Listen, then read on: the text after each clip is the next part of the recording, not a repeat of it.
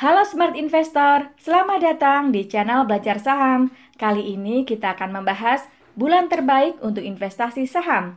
Bulan apa IHSG akan naik? Bulan apa IHSG akan turun? Berapa besar kenaikan di bulan tersebut?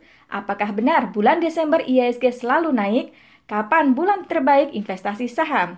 Disclaimer, analisa disampaikan untuk investasi jangka panjang, bukan untuk trading jangka pendek. Analisa disampaikan untuk informasi, bukan untuk rekomendasi. Do it at your own risk.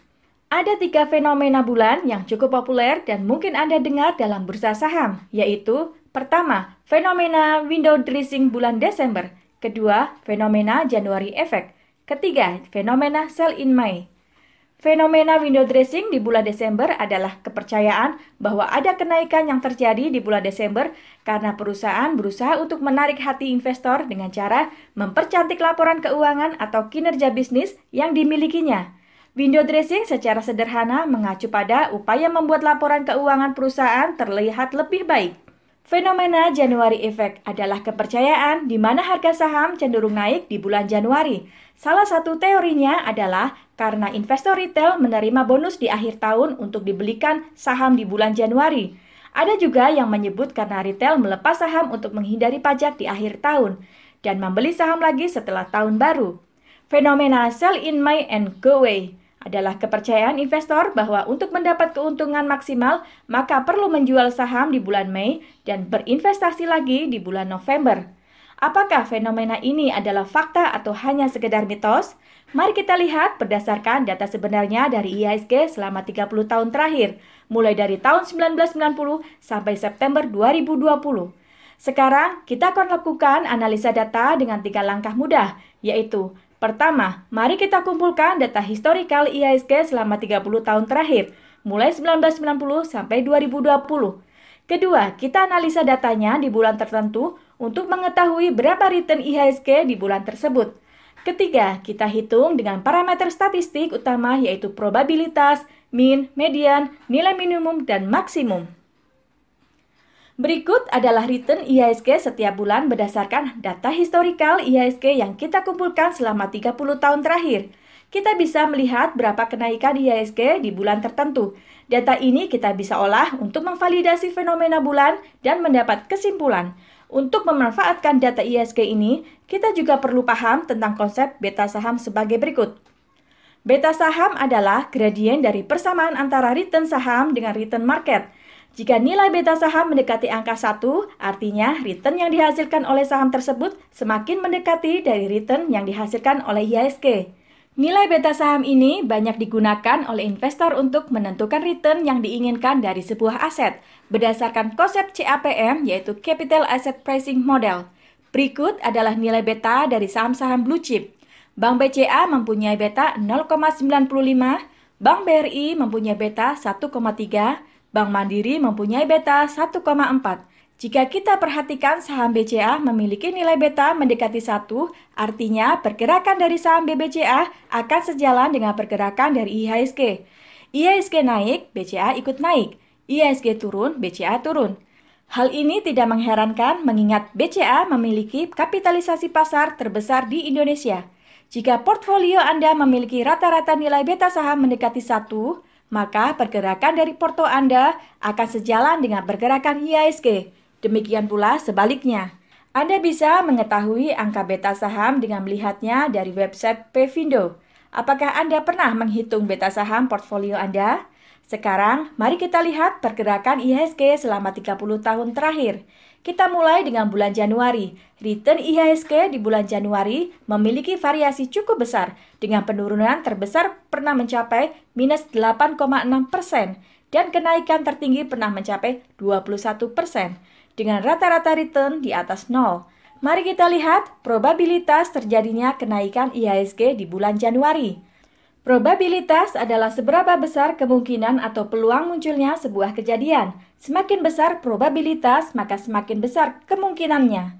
Contoh paling sederhana adalah jika kita melempar sebuah koin, maka peluang munculnya salah satu sisa koin adalah 50%. Artinya, kemungkinannya adalah sama besar. Di bulan Januari, kemungkinan terjadinya kenaikan IHSG cukup besar yaitu 67%. Artinya, peluang terjadinya kenaikan IHSG masih lebih besar dibanding kemungkinan terjadinya penurunan IHSG. Sehingga jika ada yang menyebut bahwa ada fenomena January Effect, harga saham akan naik, maka ini bukan sekedar mitos, karena tingkat kebenarannya adalah 67%. Untuk sebaran data yang tidak normal, maka nilai median lebih tepat digunakan dibandingkan memakai nilai mean atau rata-rata. Median adalah nilai tengah dari data yang telah disusun berurutan mulai dari yang terkecil sampai dengan yang terbesar. Berikut adalah return IHSG di bulan Januari selama 30 tahun.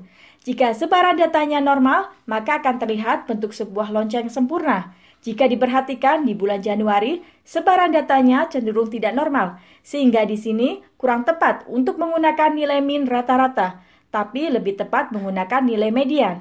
Perkiraan kenaikan return IHSG di bulan Januari adalah 2,6%. Di bulan Februari, return IHSG memiliki variasi cukup besar, dengan penurunan terbesar pernah mencapai minus 9% dan kenaikan tertinggi pernah mencapai 7%. Di bulan Februari, peluang terjadinya kenaikan IHSG sebesar 60%. Perkiraan kenaikan IHSG di bulan Februari adalah 1,1%. Di bulan Maret, kemungkinan terjadinya kenaikan IHSG sebesar 63%. Di bulan Maret, perkiraan kenaikan IHSG adalah 1,2%. Di bulan April, kemungkinan terjadinya kenaikan IHSG hanya sebesar 57%. Di bulan April, perkiraan kenaikan return IHSG adalah 1,4%. Di bulan Mei, kemungkinan terjadi kenaikan IHSG sebesar 58%. Di bulan Mei, perkiraan kenaikan return IHSG di bulan Mei adalah 0,8%. Perkiraan kenaikan return IHSG di bulan Juni adalah 2,4%. Di bulan Juli, perkiraan kenaikan return IHSG adalah sebesar 1,2%. Nah, sekarang perhatikan bulan Agustus. Dalam 30 tahun terakhir, penurunan IHSG terbesar pernah mencapai minus 31% dan kenaikan tertinggi pernah mencapai 17%, dengan rata-rata di bawah 0 alias negatif. Di bulan Agustus, kemungkinan terjadinya penurunan IHSG sebesar 61%. Bagi Anda trader jangka pendek yang mengikuti tren pasar, perlu waspada di bulan ini. Di bulan Agustus, perkiraan penurunan IHSG cukup dalam, yaitu sebesar minus 2%. Bagi Anda, para investor jangka panjang, mungkin bulan Agustus adalah peluang bagus untuk membeli saham dengan harga diskon. Di bulan September, IHSG masih berpeluang untuk turun dengan kemungkinan sebesar 55%. Di bulan September, perkiraan penurunan IHSG adalah sebesar minus 0,7%. Di bulan Oktober, perkiraan kenaikan return IHSG adalah sebesar 1,4%. Di bulan November, kemungkinan terjadinya penurunan IHSG sebesar 57%. Di bulan November, perkiraan penurunan IHSG adalah sebesar minus 0,7%. Nah, kita masuk di bulan Desember. Mungkin ini bulan yang paling dinanti bagi trader jangka pendek. Berikut adalah pergerakan return IHSG di bulan Desember selama 30 tahun terakhir. Dengan penurunan IHSG terbesar pernah mencapai minus 3% dan kenaikan tertinggi pernah mencapai 16%. Di bulan Desember, kemungkinan terjadinya kenaikan IHSG luar biasa besar yaitu 90%.